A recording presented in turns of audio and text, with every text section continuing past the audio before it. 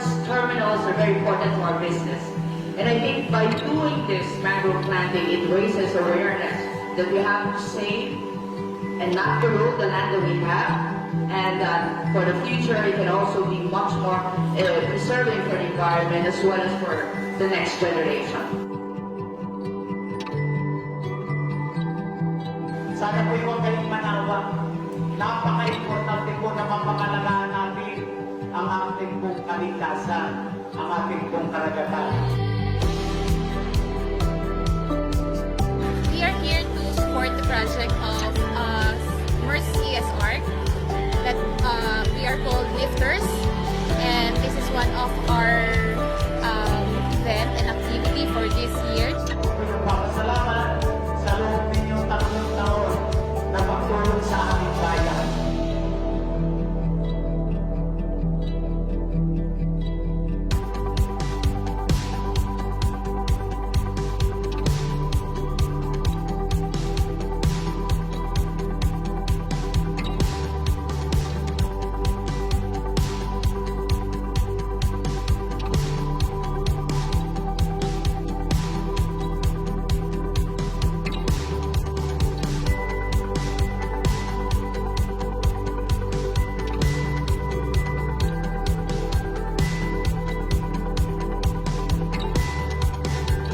As a volunteer, we should give back to our community because all of us have ecological responsibility.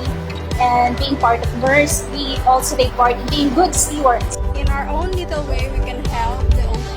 Nakakagaan siya ng loob in a way na alam mo kasi na nakatulong ka not only to the environment but to others' lives as well. I'm so proud to be part of MERS having this kind of activity.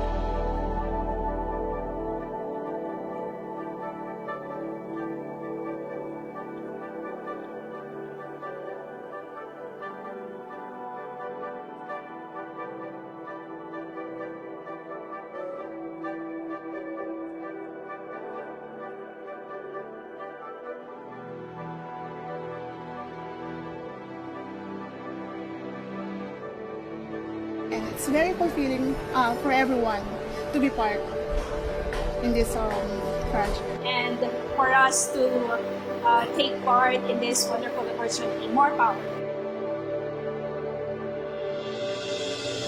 Well, today we will embark on another journey. This is our commitment. A commitment that we will protect our environment. As ship owner, marine environment is very close to our hearts. It is central to what we do as a business.